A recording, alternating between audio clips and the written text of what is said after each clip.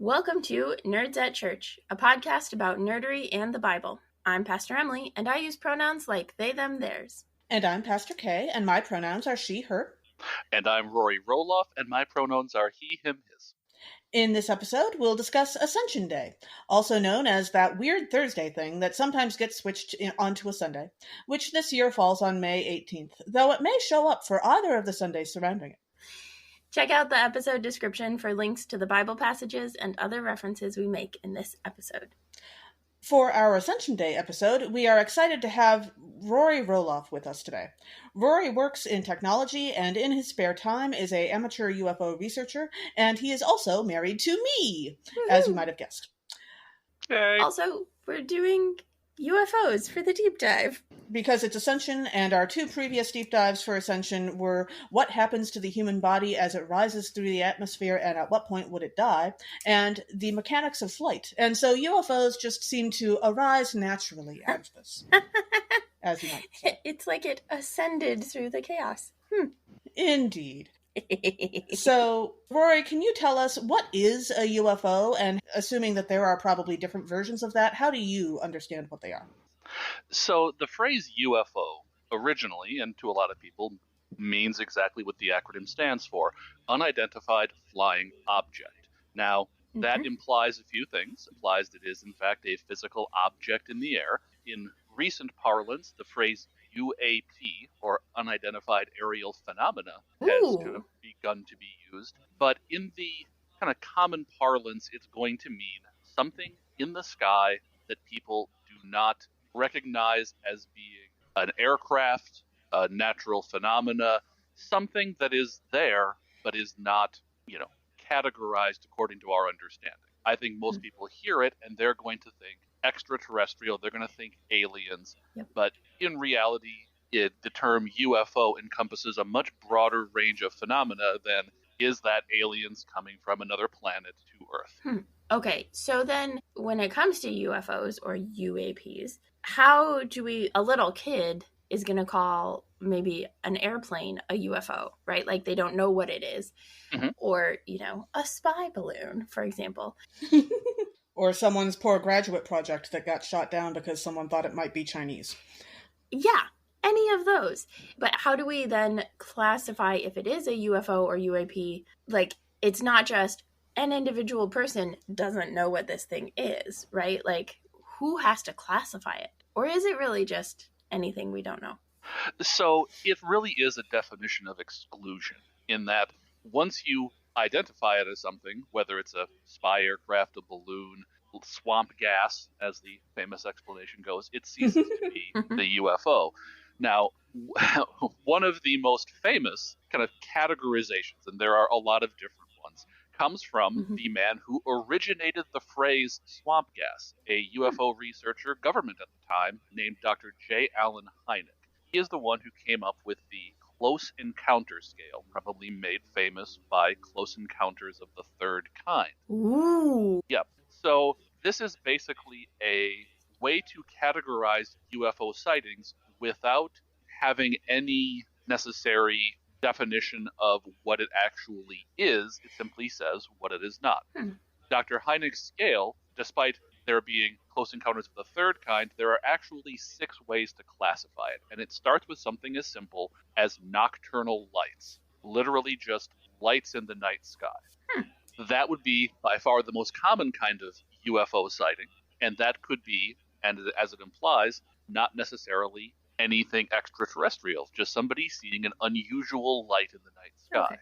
So, like, if somebody sees maybe a satellite, for example. By far the most common UFO misidentification is somebody sees a satellite tracking across the night sky, which, if you've ever seen one, is actually really cool. It moves really fast, it's really way brighter than a star, but this is one of the things that tends to rule out a UFO sighting being something out of the ordinary. People see a light, it moves on a ballistic motion across the sky. Where UFO sightings begin to get interesting is when you move up in the classification scale. Dr. Hynek's next classification is something called daylight disks. That is, UFOs seen in the daytime, which generally have either a disk or an oval shape to them. He moves upwards from there to UFO reports that have radar confirmation. Basically, the idea being the further up on this scale that you go, the harder it is to explain as they saw a plane, or they saw a satellite, or they saw, various kinds of natural lights that might be in the night sky. Sure. So where it gets to objects that are, or UFOs that are much more difficult to explain away as natural phenomena, is the close encounter of the first kind, which is a visual sighting of an unidentified flying object seemingly less than 500 feet away that shows an appreciable angular motion and considerable detail. That is, you see the light, and the light then moves and changes direction, which is something that satellites don't do. Yeah.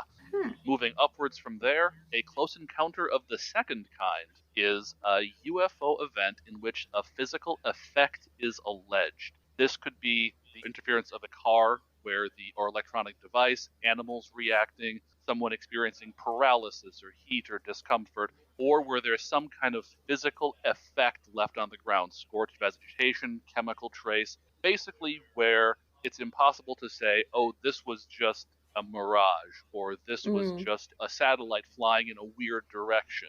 And then finally, close encounter of the third kind, which for anyone who has seen the movie will know is UFO encounters where an animated entity is present.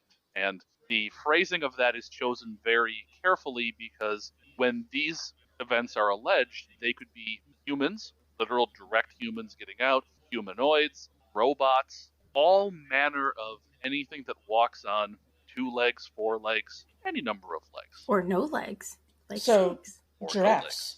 No I am not aware of a UFO where a giraffe got out. I am aware of at least one where a fish person got out, which was just absolutely bizarre. Wait, what? Half human, half fish, gets out, walks around, goes back in the UFO, and then flies off. That's like some sort of Jonah stuff right there. One thing that people learn as they kind of get into UFOs and investigate them is, first, the vast majority of UFO sightings are absolutely misidentification of natural phenomena, misidentification of aircraft, somebody making it up. The vast majority of the things that you see reported, and I would even potentially toss the fish-human sighting into this, are something terrestrial, whether it's somebody who's maybe a bit unwell, making something up, maybe somebody hoaxing something. But there is at the core of this, and this is where I find it very interesting, there is a core of sightings that resist conventional explanation, where maybe it's a particularly credible witness, maybe it's a mass sighting, where something happened that is generally inexplicable.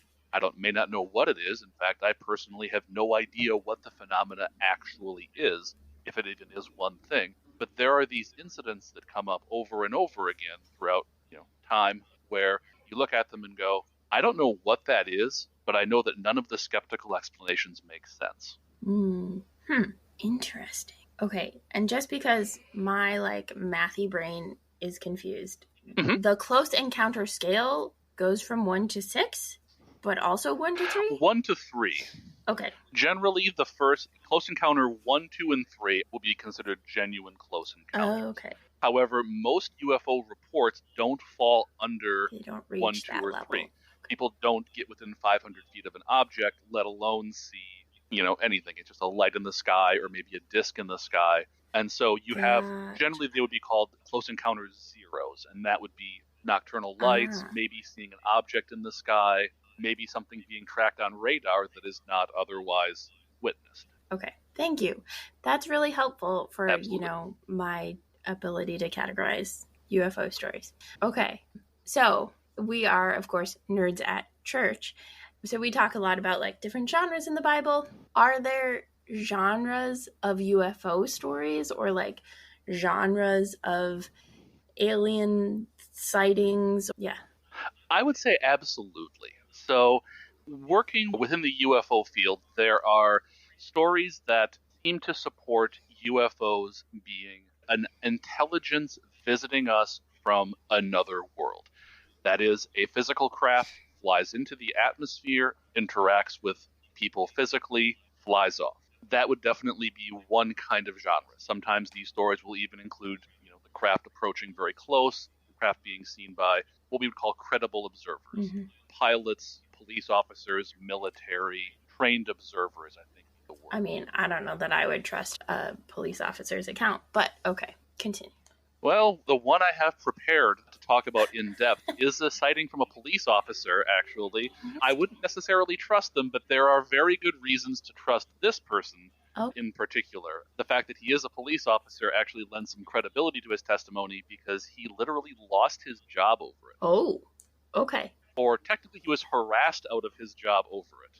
Rather interesting. Now, as for other genres, there is something that you would broadly call the experiencer phenomena as well. So this gets out of what we call a UFO, an unidentified flying object, and gets into humans, people making contact with something from somewhere else. Mm. Typically, as you go back, they would frame themselves as being from, Venus or Mars or things like that. Mm-hmm. Eventually, the stories would be framed as being from another planet once we find out Mars and Venus are uninhabitable back in the 70s. And so this genre involves, people being contacted by these beings, and there are complicated cosmologies that have been built out of these galactic federation types of aliens. And then you have a third genre, kind of very broadly, and these could be broken up into a lot of different ones, which is generally something that would be called high strangeness. And that would be the grouping of UFOs into a wider paranormal phenomena. For example, aliens and Bigfoot, which end up coming up together in stories more often than you'd think. Really? Oh, yeah. There's a wonderful story. The Small Town Monsters production company does a movie called Invasion at Chestnut Ridge, which involves UFOs landing, Bigfoot's getting out, one of the humans has a rifle and shoots at the Bigfoot, which are apparently bulletproof and make a metallic pinging noise when shot. Huh. So, like I said, Iron Man got some no fur. debunking, but it's an incredible story. Yeah. It sounds like a great Sci-Fi Channel movie. It's true. Exactly. And a lot of the parts of high strangeness, there's pieces of it that would get into what would seem like poltergeists or ghosts or things, the kind of a wider theory of the paranormal that encompasses UFOs as just a part of it. So there is friction within the UFO world over these different genres, these different kind of types of UFOs, because some people are very invested in saying, no, UFOs are nuts and bolts. They're a physical craft coming from somewhere. They're talking with somebody. And then you have a spectrum, just like perhaps you would have between atheists and Christians, that run all the way to, no, UFOs are entirely spiritual or metaphysical. They don't interact with the real world. And there's everything in between. There are researchers who would believe that there is a combination of our human perception and technology. So these stories kind of run the gamut, different genres or different types of, stories. And then within each of these, there are, different genres of aliens that I could go into as well.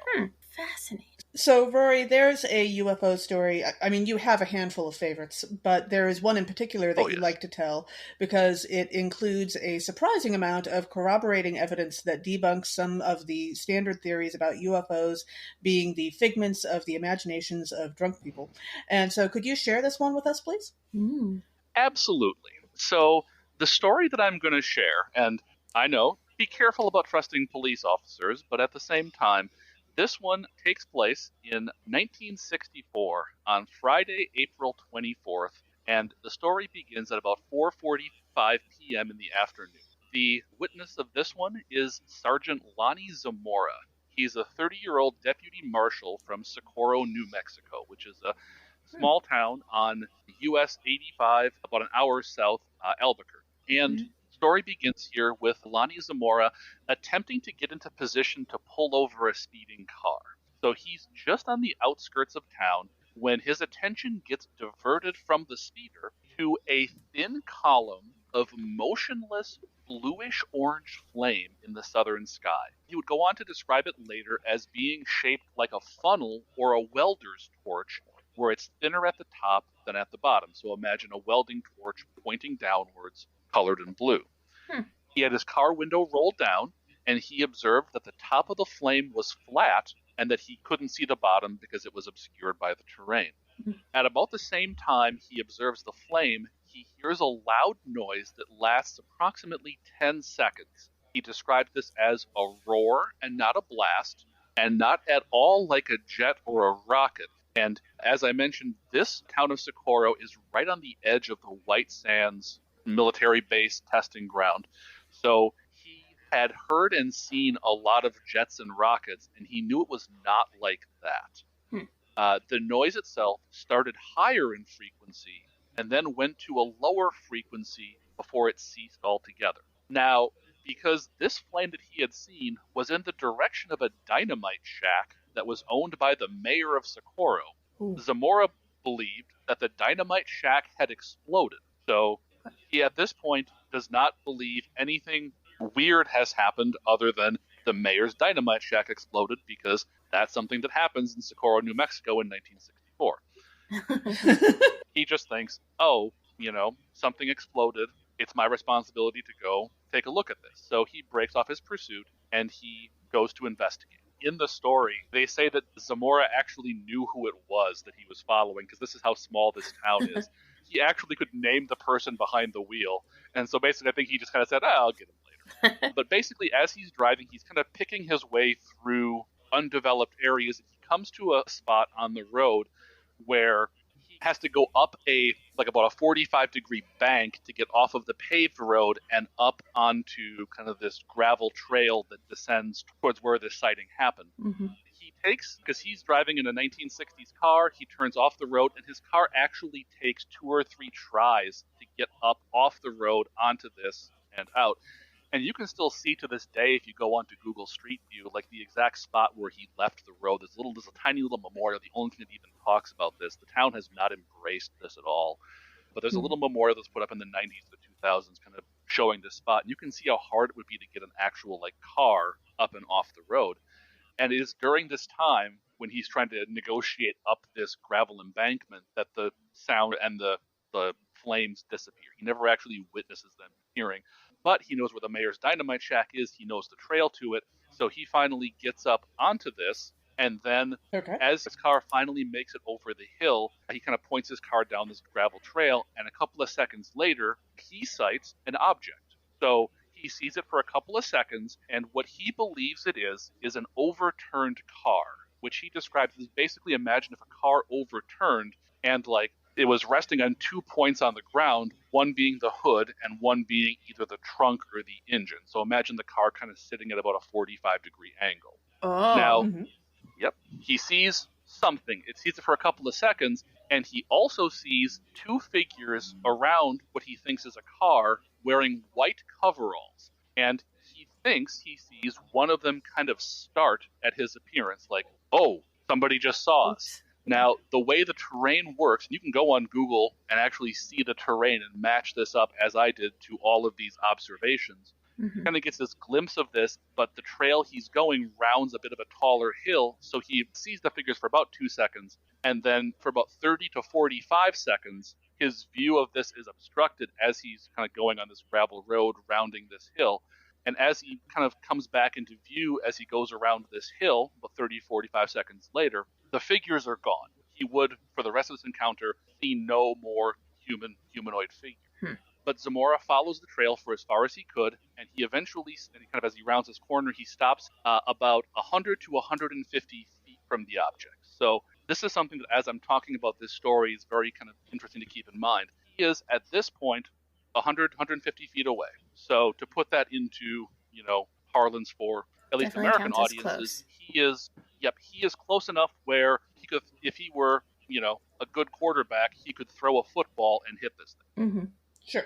Now, what he sees as he turns and stops his car is an egg-shaped object. It's a dull aluminum white, not chrome, and it is sitting on the ground on girder-like legs. Zamora could only see 2 of them, but kind of from his, position understanding, he would assume there were more of them that he couldn't see. What is a girder-like leg? Imagine like a tripod. Oh, okay. Gotcha. But a girder would be like an I-beam.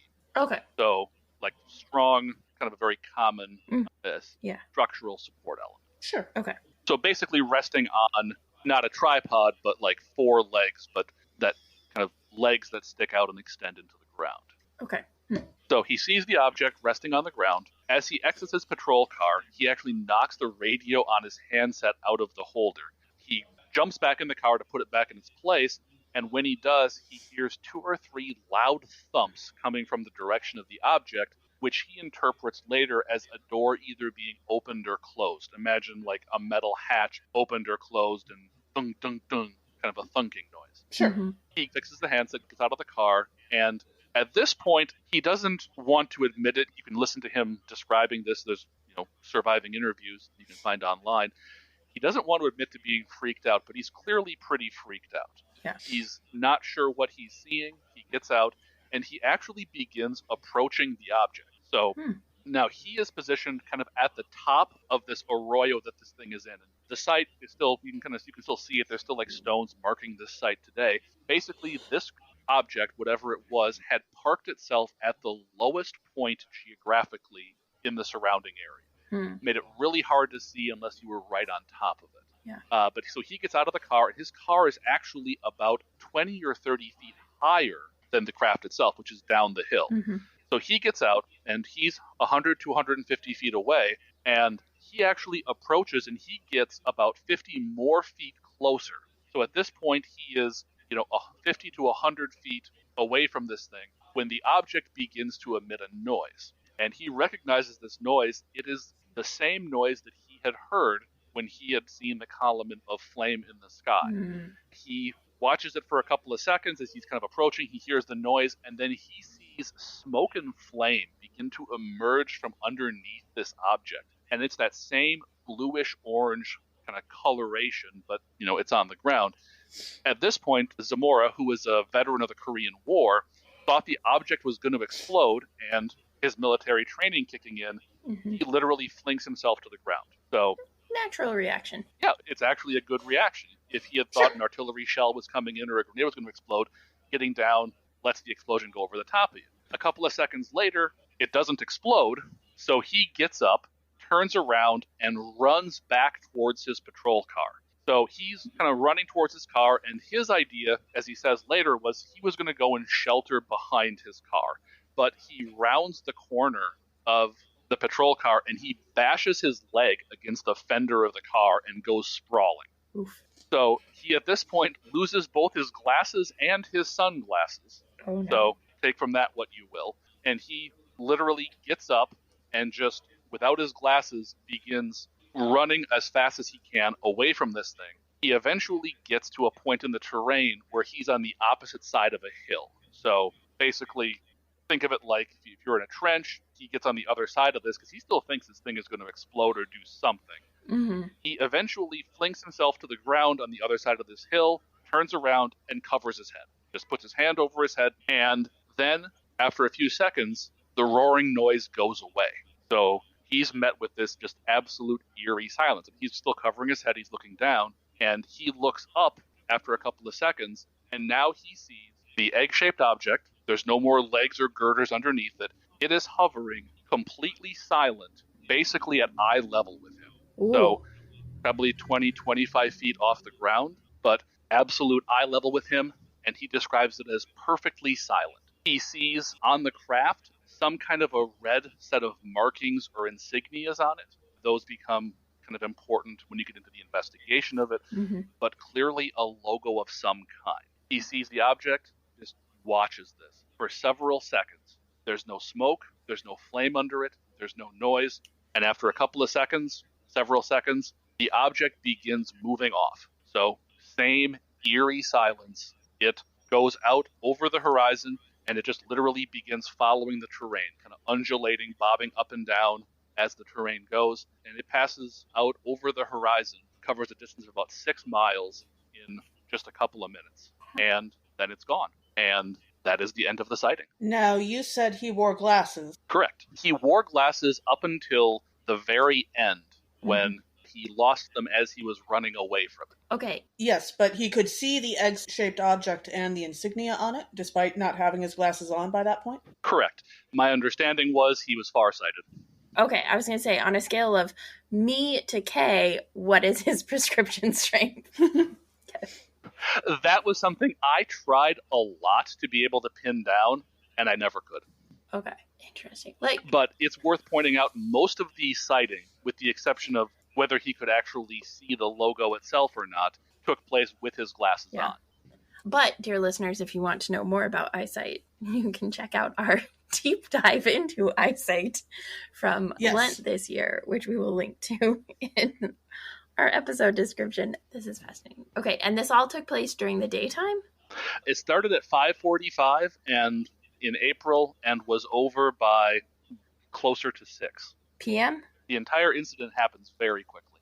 Okay. Because as you were describing it, the two things that stuck out to me was it really sounded like the pillar of flame in Exodus, right? Where God is accompanying the Israelites during the Exodus with a pillar of cloud by day and a pillar of flame by night. And I was like, oh, maybe that's what the pillar of flame was. And then the egg shape, I was like, now that sounds like Eve from WALL-E, but bigger.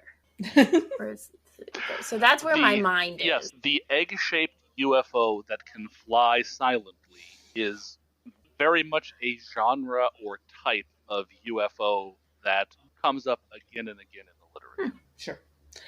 So after the sighting, I think that's when all the corroborating stuff starts coming in? Oh, there's more. Correct. Oh, so the investigation into this is one of the reasons that this is one of the more perplexing UFO cases. Because, as I kind of pointed out, this takes place in Socorro, New Mexico. Now, Socorro, New Mexico is actually home to a part of the White Sands base. They call it Stallion Site, or it was called Stallion Site at the time. There is a massive, working presence of the military in Socorro. So the investigation kind of begins a little interestingly because basically Zamora tries to get his radio operator to see it. He gives bad directions. The radio operator doesn't see it, but he calls one of his friends, a patrolman for the New Mexico State Police named Sergeant Sam Chavez. And he calls him to the scene because he's, at this point, he won't admit it in the story, but he is absolutely freaking out about what he's seeing internally. Yeah. He calls his friend over, and very understandable. Sergeant Chavez pulls up, and Zamora is perspiring heavily and has noticeably turned pale. Zamora asks him, "Do I look strange?" And to which Chavez replies, "You look like you've seen the devil." To which Zamora replies, "Well, maybe I have." Yeah. So this is interesting because you can see a little bit in the beginning. He doesn't really go in deeper into this, but he clearly adds at least potentially a religious dimension to his sighting. And you can see this coming up because after Sergeant Chavez does his investigation, which basically involves, looking into it and kind of just making sure his friend isn't hallucinating or seeing something, Lonnie Zamora goes to report it. But before either of them go to report it, they both go to see their priest first. It happens a couple of times during this that both of them are devoutly religious, and they actually go to their priest for guidance. For obvious reasons, we don't really have information about what they told the priest or what the priest told them, but between going and discussing important events or between meeting with people, both Lonnie Zamora and Sam Chavez talk about getting guidance from their priest. I mean, they're devout Catholics, which is an assumption, but... Yeah. Sure. Yep. And then so once they go to report it to the chief of police, a guy named Polo Pineda, this is where the investigation really begins getting interesting, because within 90 minutes of the incident happening, the FBI and the Army are on the scene investigating. Oh. So, yes. So an FBI agent by the name of Burns drives down from Albuquerque, which is a 60-minute drive away. And bear in mind, so 90 minutes after the investigation happens, an agent based in Albuquerque is already on the scene. 30 minutes is a quick turnaround to get somebody. Yeah. Exactly. And at the same time, within that same 90 minutes, the commander of Stallion Site from White Sands, who lives in Socorro, gathers up a group of men. The impression that I get is it's literally whoever he's got around him. He grabs as many guys as he can, and they go out and investigate. So within 90 minutes, they're at the site of the incident with Lonnie Zamora looking into what happened. And what they see corroborates everything that they kind of described in kind of the narration of it. They see the indentations in the ground. They see the charred vegetation. It's literally still smoking by the time they get there. One of the more interesting things about it, though, they can observe these things smoking, but when they go to actually touch them and investigate them, they're ice cold. Huh. Weird. They can see weird burn patterns in the ground. So if you think about like a circles? rocket lifting off from a location, everything is going to be burned kind of outwards from where the rocket is. Yeah. But all they see are these little like sporadic spots of vegetation burned, but like some of the vegetation between it is unburned, and even on like a single piece of vegetation, some of it is burned and some of it isn't. Huh. They bring a Geiger counter, because this always gets asked in these cases, and there's no unusual radiation present, so nobody lights up a Geiger counter. They do, however, see 4 distinct indentations in the soil, 8 to 12 inches wide, 3 to 4 inches deep, in a roughly kind of rectangular configuration. Okay. There are still, to this day, they actually build stone circles around where these indentations were, and at least as recently as a decade ago, those stone circles were still in place at this site. Huh. The Army and the FBI kind of canvass the area, and they find ear witnesses, so people who heard the same noise, but they don't find any eyewitnesses who saw the flame, although the local police do report that they had people calling in. So they said they had three people call in to report the column of flame, presumably for the same reason Zamora went to investigate.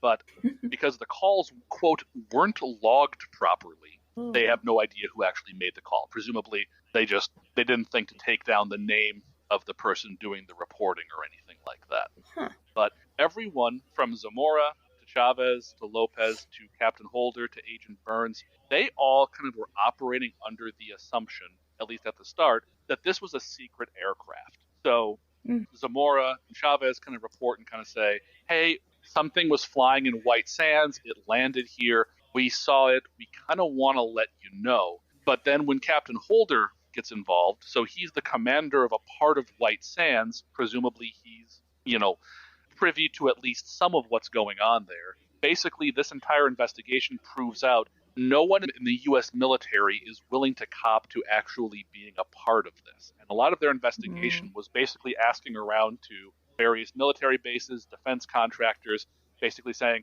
okay, who landed out here? Which one of you wants to fess up? And none of them would. And so I can go further into the investigation, but basically, one of the reasons this is such a compelling UFO case to me is what I described is massively confirmed by the investigation that happens not just from these people, but also shortly after the rather famous UFO investigation project that the Air Force undertook, Project Blue Book. They get involved, and that's how Dr. J. Allen Hynek, who I talked about with the Close Encounters scale, he personally investigated this case. And his story in ufology is one that's really interesting, and especially kind of to track this back a little bit towards kind of the religious side of things.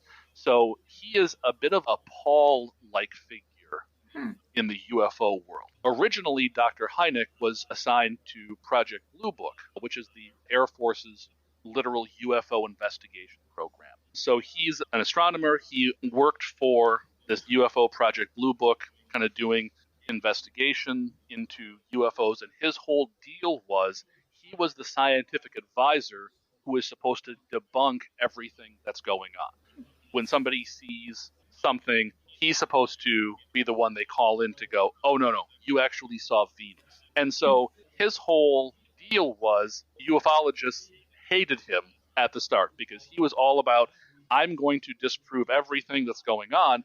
And slowly, over the course of 15, 20 years of looking into UFOs, he becomes a believer in UFOs. And he actually cites the Zamora incident as being one of the incidents that really led him to conversion from skeptic to believer, where he really takes on later in his life, promotes a variety of different kind of hypotheses as his kind of thinking evolves, his investigations evolve into kind of what is the actual nature of the phenomena. But his conversion from persecutor of ufologists to UFO evangelist definitely has a very Pauline kind of track to it.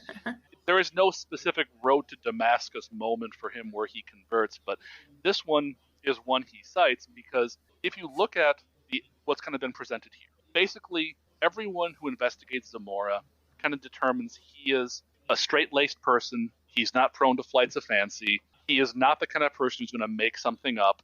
Some of them would go so far as to kind of paint him as being a bit more of a simple guy, that he wouldn't have the intellectual curiosity to make up something like this. He rather famously said the most annoying part of this whole thing was he didn't get to write his full quota of tickets for the day because this happened, and that made him mad.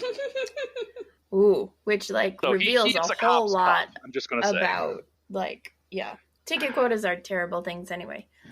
But yes, they are. This is fascinating. I'm just going to say real quick that I love your Pauline connection.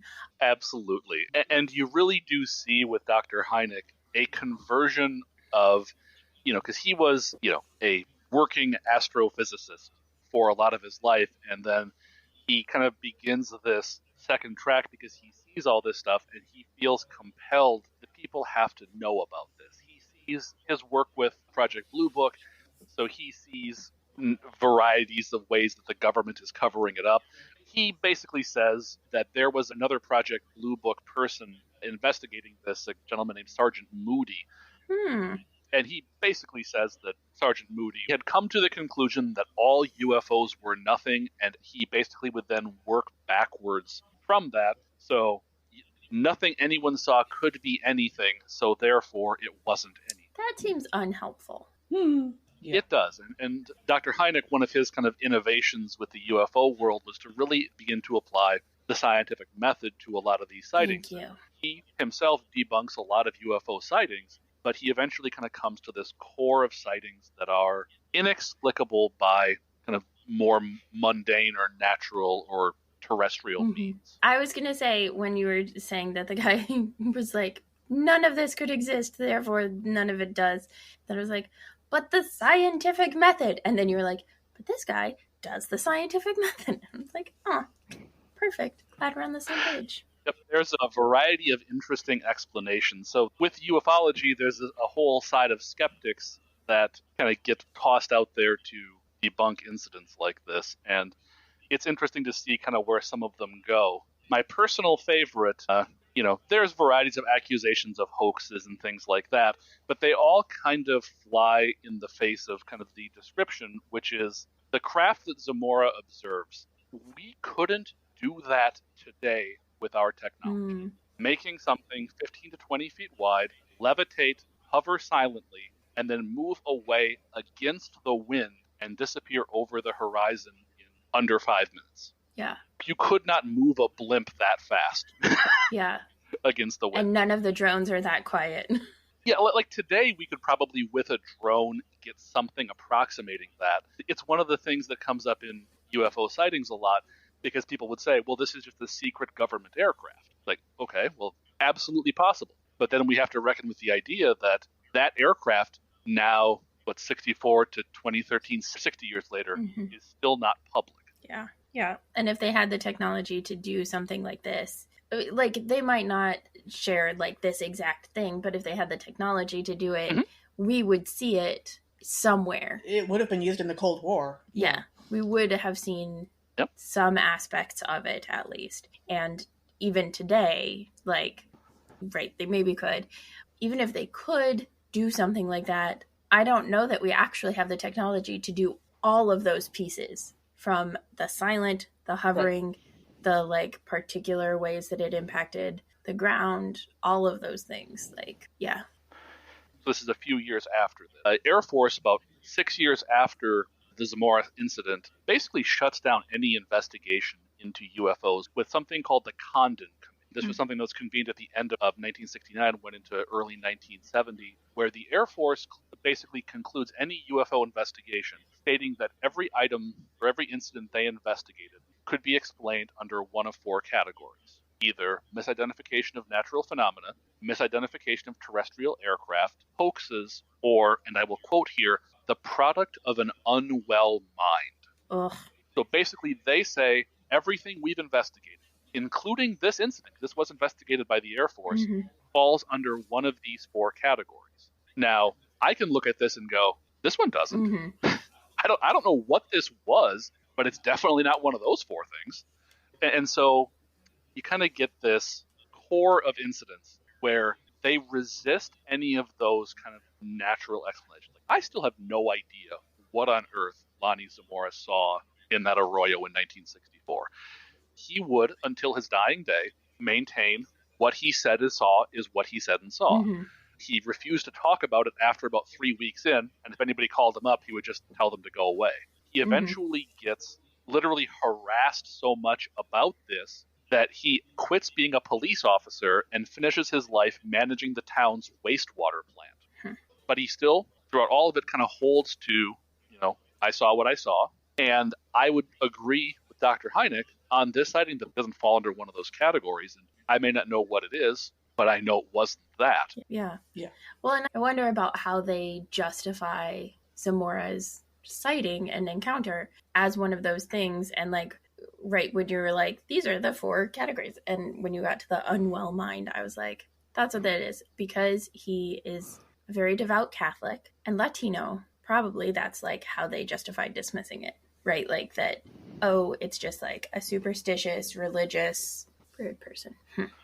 Yep, I don't ever recall them putting his faith as a question, but basically they come back and the skeptics will claim, one of my favorite skeptical claims is, first people would say it's a hoax, but they kind of butt up against this. Like, if you look in like all the government investigations, all the files, to a person, they all meet with Zamora and basically just say, he's not making it up. He is accurately reporting what he saw. Now, we can disagree that with his interpretation of what he saw, that when he saw two people, did he actually see two people, or was it a trick of the light, or was it this, or was it that? But the skeptics, when they come in, some of my favorite ones, Donald Menzel, noted UFO skeptic, first claims it's a hoax, and then kind of he gets pushed back on that, and he says, okay, it wasn't a hoax, it was a dust devil.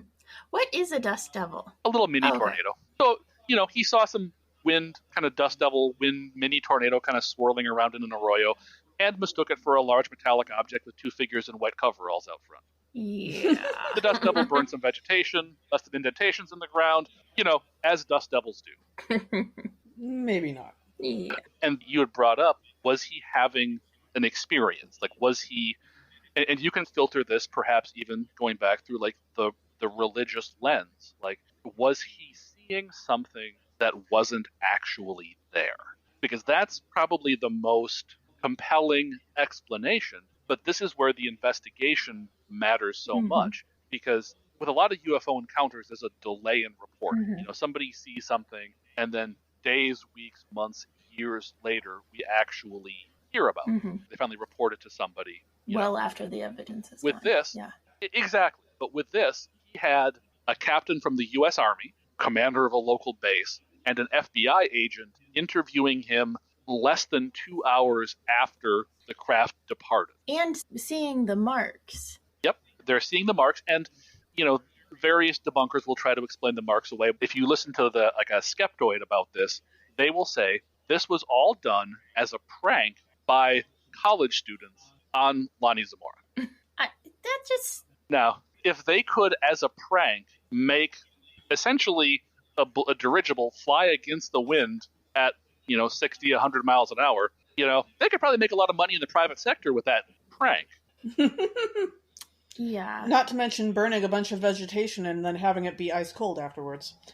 And I may or may not have mentioned this, but the military, when they get there, like Zamora and Chavez didn't do a lot of movement down in kind of that area. Yeah. And this is the desert. I mean, this is sand. And the military did not observe footprints other than the ones that would be explained by Zamora and Chavez going down into there. So, and this is a sandy desert. You can track people running and moving in the desert. And they're on site 2 hours after this happens, so there's nobody else coming into the sites. There's and they're not seeing these tracks, but that is still probably the most common skeptical explanation is, well, he was pranked, because nobody who investigates this case looks at him and says, oh no, he's lying. But it wasn't that. Yeah, that is a fascinating story. And now you have me here being like, well, I Oh. While we're at it, actually, Rory, I think you have another story of a religiously connected UFO. Ooh. I do. And this story, I would say it's controversial to call it a UFO story because everything about this takes place through an explicitly religious lens. And I'm going to talk about Our Lady of Fatima, which is something that took place starting in the spring of 1916 when three Catholic children, they were shepherds in a small town in Portugal near Fatima, they encounter over numerous incidents visions of the Virgin Mary, who is later known as Our Lady of Fatima. Basically, I think there are, I believe, 7 individual visitations where these children who are themselves very young. So the children who see Our Lady of Fatima, they are 8 or 9 or 10 years old. I'm not sure their exact ages, but somewhere around there. So they're very young. And they have a set of 6 sightings of her where they go, they talk with her. They describe her as clothed in white. She explicitly identifies herself as the Virgin Mary. She gives them visions of heaven and hell. She actually gives them 3 prophecies. But as she's kind of making these prophecies, where this kind of becomes, at least controversially, a UFO encounter is the children say that the Virgin Mary is going to appear at Cova de Iria in Portugal on a certain day at a certain time, and 30,000 to 40,000 people show up to witness this. This is a huge thing that comes up and happens. So 30 or 40,000 people show up to this place at this time. And something really interesting happens because people see something. Something happens. And I'll give you kind of an idea of what they see. So this is typically called the miracle of the sun. A variety of witness accounts are collected, and I will point out some people in the crowd saw absolutely nothing while this was occurring. So some people experienced nothing, including believers experienced nothing. And then you also have people who were not believers, who were just there because it's an event, genuinely see something. And I'll give you a couple of descriptions of what people kind of said that they saw. The sun, at one moment, was surrounded with scarlet flame, at another in yellow and deep purple, and seemed to be in an exceedingly swift and whirling movement. At times appeared to be loosened from the sky and to be approaching the earth, strongly radiating. Another, the sun's disk did not remain immobile. Basically, they kind of come down to where they were gathered. It had been raining, and then suddenly the clouds broke and the sun appeared. And as soon as the sun appeared, it did weird things. And in one of what I think is one of the more interesting examples, a witness said that their wet clothes, because it had been raining, suddenly and completely dry, as if all the wet and muddy ground that had previously been soaked because of the rain that had been falling. So people who were wet, the sun comes down to them, dries them, and then goes back up to the sky. Kind of like the parting of the seas. They didn't walk across on mud. Yeah. Exactly. So people are reporting seeing weird things happening in the sky.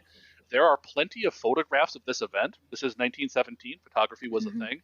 And no photographs show this. And similarly, we actually have a photograph of the sun from this time, and it looks completely normal. But not all the witnesses who were there reported seeing anything. Fascinating. Yep. Yeah. And so this is one of those where all of this is filtered through a religious lens, but what the witnesses reported here is very similar to, call them secular UFO events. But in this case, the witnesses interpreted it through the lens of faith in the Virgin Mary. Fascinating. And both this incident and the Lonnie Zamora incident are well known enough that they each have their own Wikipedia page, don't they? They do. And it's worth pointing out that the miracle of the sun has been, I confess I don't know the exact terms, but has been confirmed as a genuine sighting or a genuine apparition of the Virgin Mary by the Catholic Church. And on the 100th year anniversary of it, Pope Francis made a pilgrimage to the site where it occurred. There's a shrine been built there since. Interesting. Oh, wow. So the miracle of the sun is officially a miracle within the Catholic Church. Interesting. Yeah. So we are nerds at church. So are there pop culture or media references to UFOs that you particularly love and or hate, and why? Yes. So My favorite piece of UFO media is definitely the film Close Encounters of the Third Kind. I believe, Kay, you will probably hold that this is in fact a horror movie. I have agreed to appear on the Horror Nerds at Church episode about it, and I will explain my theory about that then. We actually, Pace and I just talked about it. I don't know when we're going to do it, but probably we will invite both of you because that would be hilarious. Wonderful. Yep. So I will skip over that. But Close Encounters of the Third Kind, it was actually done with the help of Dr. J. Allen Hynek, who we've talked about. He actually has a cameo in the movie. See, Close Encounters of the Third Kind, Steven Spielberg movie. Steven Spielberg and Dr. J. Allen Hynek were personal friends. Spielberg himself has something of an interest in the UFO phenomena.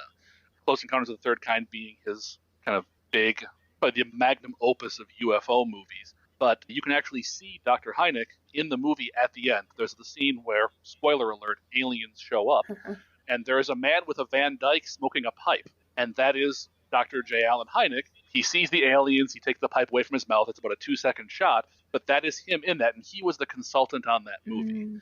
Now, it is really hard to capture high strangeness or aliens in movies, in fiction or nonfiction, because the encounters themselves are often so intensely personal. They're internal. But I would put that out there as definitely capturing the UFO zeitgeist from around that time. The second one that I would put out there that's really good is Small Town Monsters, Invasion at Chestnut Ridge. That is the bulletproof Bigfoot that I talked about. That's a documentary that talks about this incident. I think does a very good job of presenting the overall environment for it.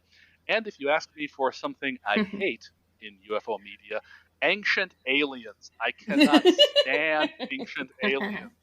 Giorgio Tsoukalos always acting with his Centauri hair like he's holding a watermelon to make his point. And no, I absolutely reject the ancient alien hypothesis, the whole point that humanity is not capable of doing these. Very often, the ancient aliens hypothesis boils down to white people didn't do it, and so therefore it must have been alien. The UFO type of situation that always pops into my head is a Far Side comic, which I'll talk about later, but also the like Simpsons version of the aliens, and particularly like when they're both running for president or whatever, and then somebody's like, well, we'll just have a human run as the third party, and then they're like, third parties never win, don't vote for them. And so people actually vote for the aliens, and the aliens take over the country. And it's don't blame me, I voted for Kodos. Yeah. Although my favorite Simpsons UFO is their X-Files crossover, where whenever someone asks, well, why don't the aliens just land and reveal themselves? And I've always thought of exactly what happens when Mr. Burns is supposedly an alien in that. He comes down, he's glowing from medical treatments, and he says, I bring you love. And then one of the characters says, he's bringing love! Don't let him get away! And somebody else screams, break his legs! Yeah. And I walked out, I was like, okay, yeah, that is exactly what we would do if an alien landed. It's like, okay, we're going to capture you and put you in a cage. That's and I think that's like the most common in sci-fi shows and stuff. Like I think about Doctor Who, and most of the interventions that Doctor Who has is stopping violence, either from humans against non-human beings or from non-human beings against humans. And like that's all of those encounters that happen on Earth are like that sort of a thing where it's like, maybe don't have violence be the first step, which is something that, God, I wish we actually, had that as our, like, murder bad. Yeah. And this week, murder very bad. I'm just like, why? Why is the first step violence? There is a whole genre of UFO stories, which is UFO shows up at nuclear weapon location and disables nuclear weapons. There's stories of UFOs showing up over missile silos and all the equipment going haywire and stopping working.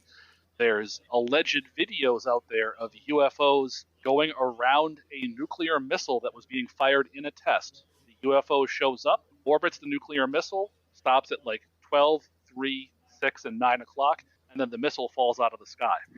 Rather famous UFO story. So there's this whole genre of, at least allegedly, UFOs showing up, stopping nuclear weapons from functioning properly, and then going away.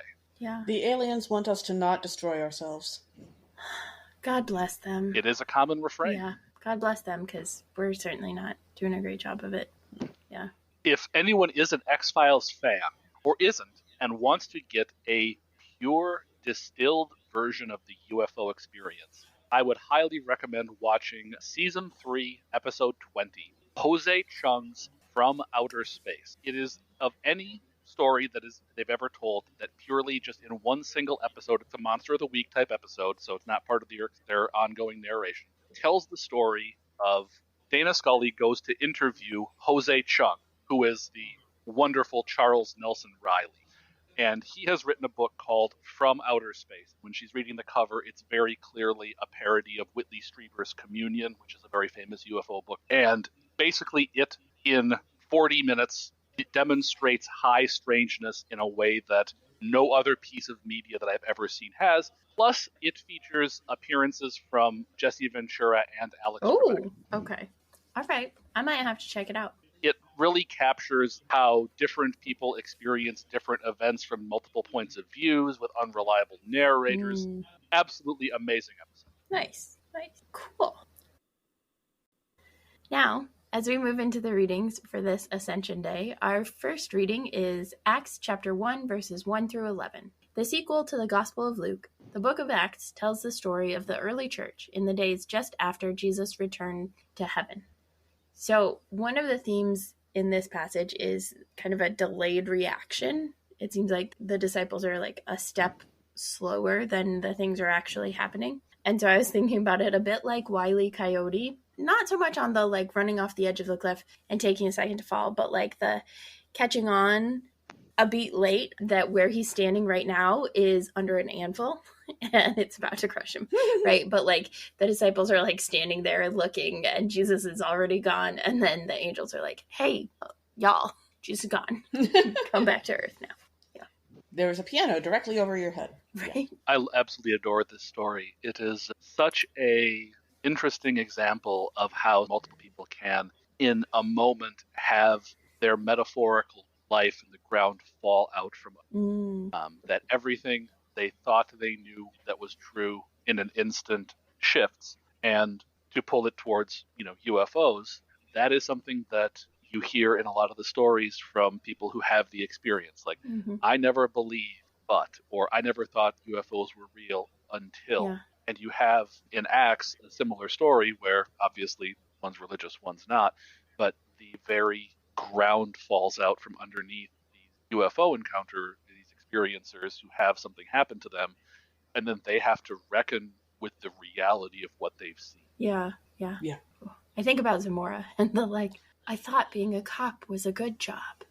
Then I realized that they're harassing me. And he saw that, and it would have been the easiest thing in the world for him to say, 5 years, 10 years later, yeah, you know what? I made it up. Stop making fun of me for it. It was dumb. Yeah. But he never did. He saw this thing that defied explanation, and he could not deny what he had seen. He said, I saw this. I didn't lie. This is what I saw. Yeah. He didn't know what it meant. And I see in that parallels to kind of the messianic secret that we see, where the disciples see something. They see these things, and they don't know what it means, but they know what they saw. Yeah. I saw this. And eventually they piece it together, unfortunately, because Lonnie Zamora was treated very poorly by everyone involved in this.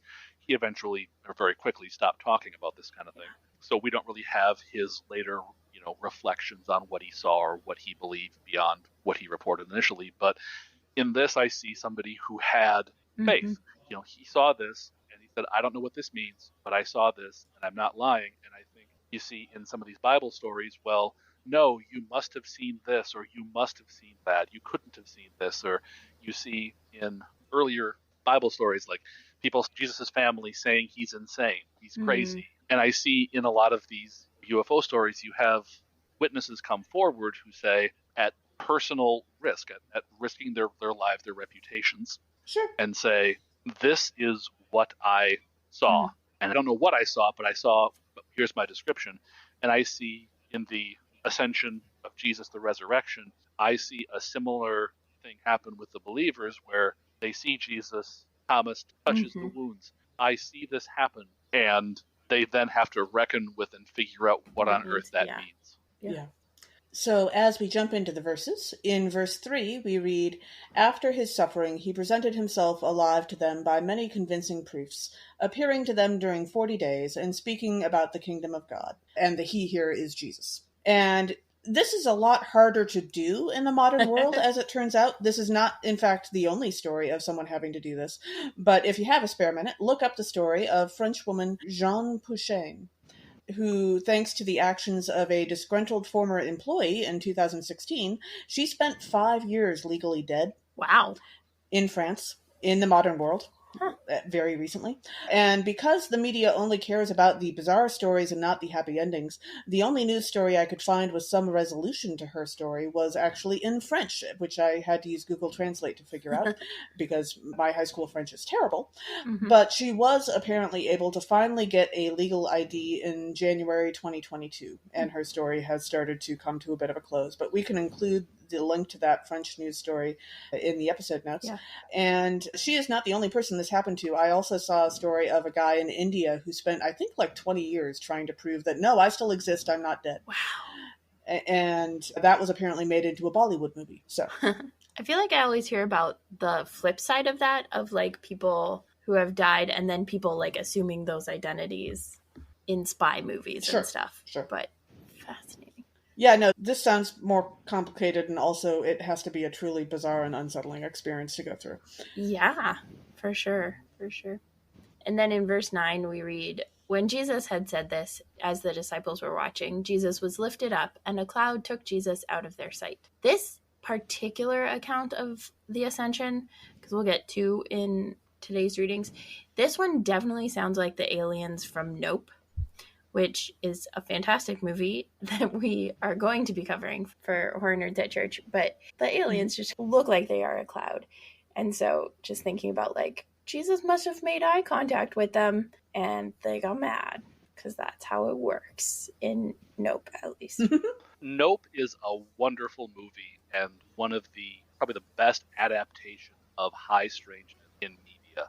It borrows very heavily from, you can Google this, a set of stories that takes place at a location in Utah that has come to be known as Skinwalker Ranch. Yeah.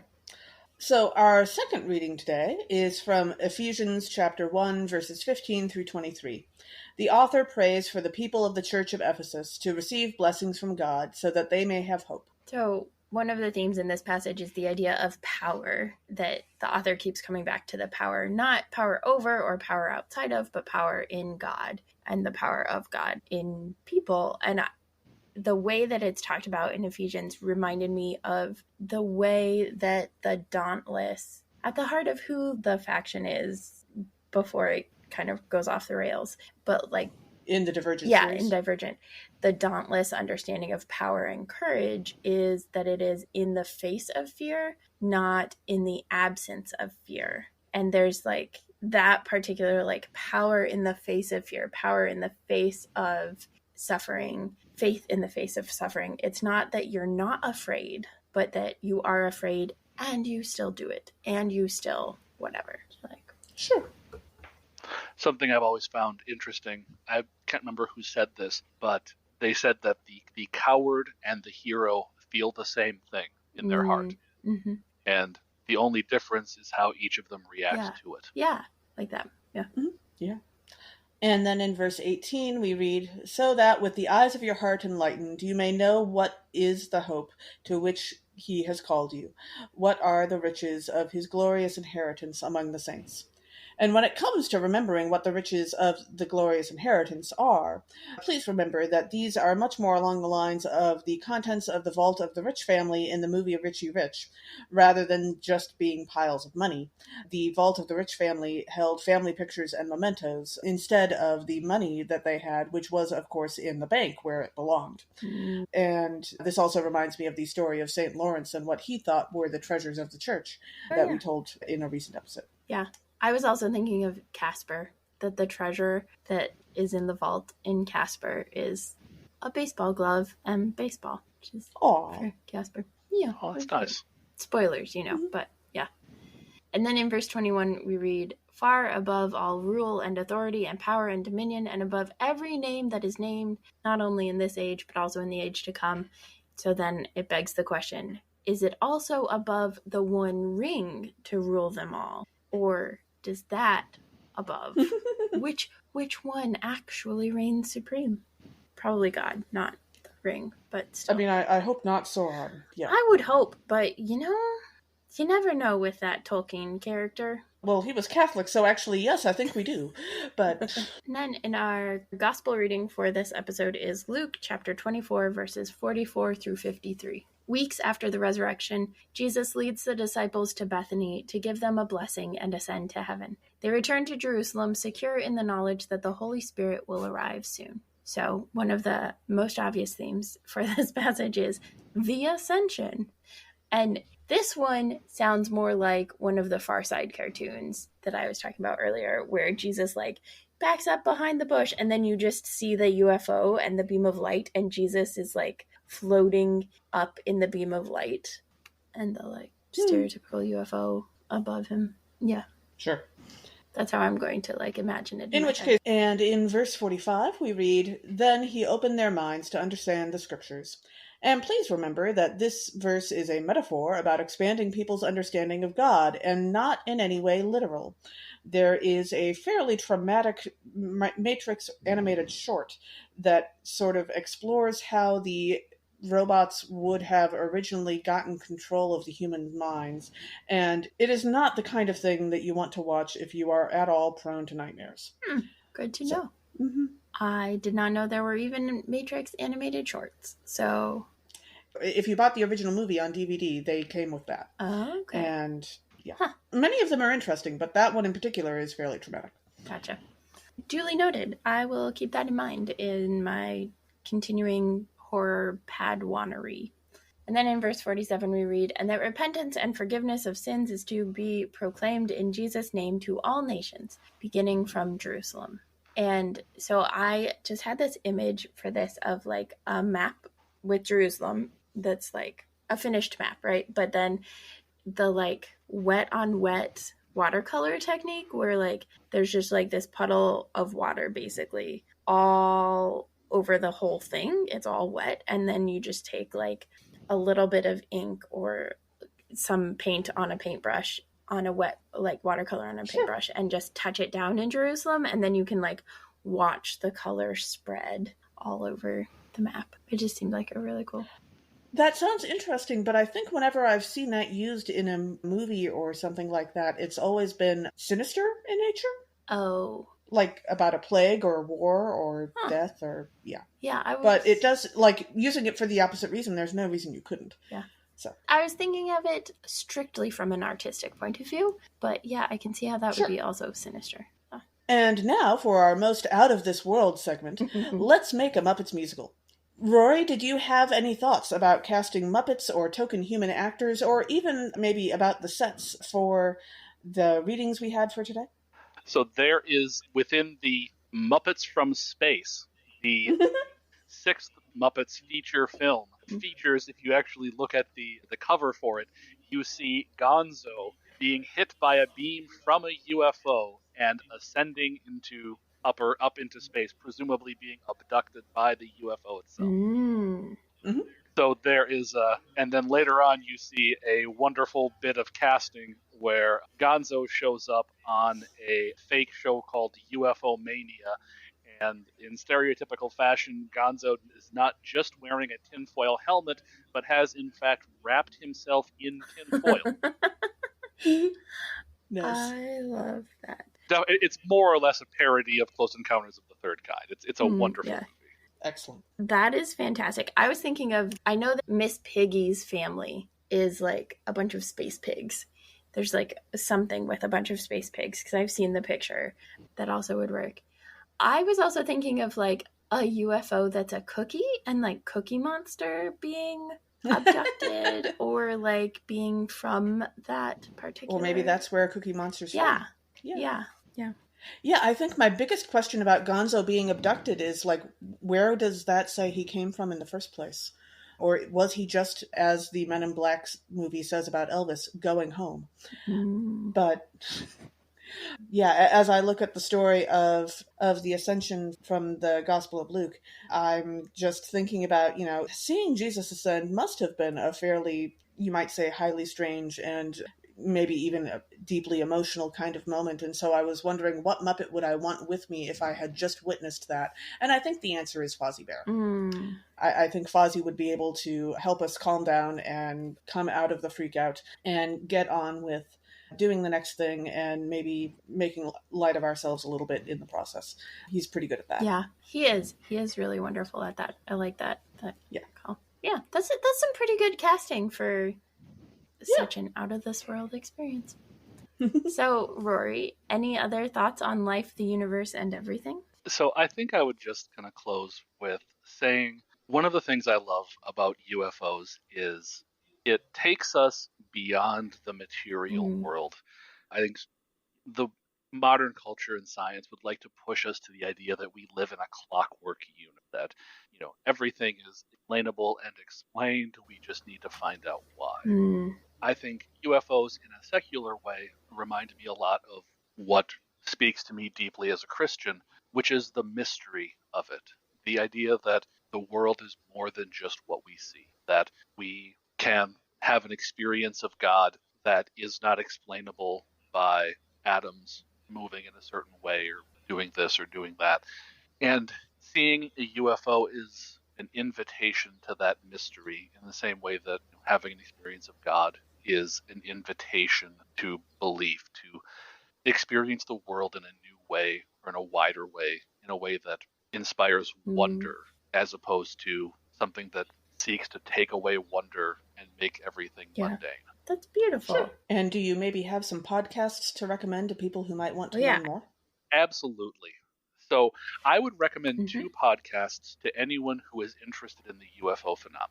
The first I would recommend is Our Strange Skies, Rob Christofferson's podcast. I actually helped him research the Lonnie Zamora case for an episode of that podcast.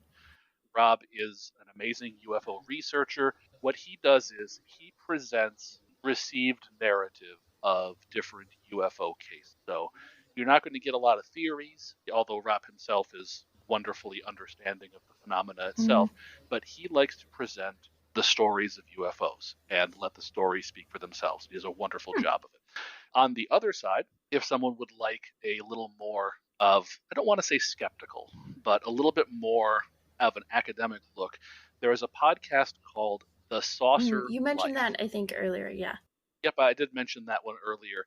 It is by a professor named Aaron Gullius. He is a history professor somewhere in Michigan, and his podcast is basically about the historiography of UFOs. So he will tackle a part of the phenomena, a story, a person, a personality, and present how that narrative came to be. His tagline is, and I love it, no belief, no debunking, snark when justified. So he is not afraid, because if you look at UFOs, you will find immediately a ton of people who are not serious. Maybe they're the ancient aliens people who are, trying to sell books.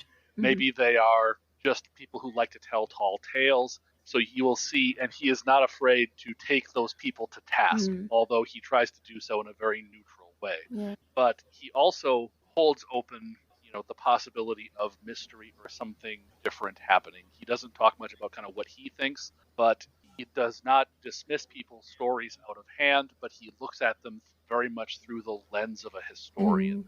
Kind of, how did this story come about? Where did it come from? What are our sources? And for anyone looking for two different perspectives into the UFO world, Our Strange Skies and The Saucer Life are absolutely indispensable. Nice. We'll link to them in our episode description for folks so they can. Absolutely. Yeah. Sure. Well, thank you for joining us. Thank you for having me. And thank you to our listeners for joining us as well. Catch us next time when we'll discuss nerdery connections to the scripture readings for the 7th Sunday of Easter. This podcast has been produced by us, Kay Roloff and Emily Ewing. For more fun, check us out on Twitter and Facebook at Nerds at Church, or contact us at nerdsatchurch@gmail.com. Also, if you like what you've heard, rate us or leave us a review on Apple Podcasts, Facebook, or wherever you catch your podcasts. If you want access to our uncut guest episodes and interviews, live Q&As, and more, support us on Patreon at patreon.com/nerdsatchurch. It's cheaper than having to change your job because of harassment because of an experience you had with something unexplainable. Absolutely. Also, let us know on Facebook or Twitter who you would cast for Let's Make a Muppets musical for this episode. As the ancient Christians said, Pax Vobiscum. Vobiscum.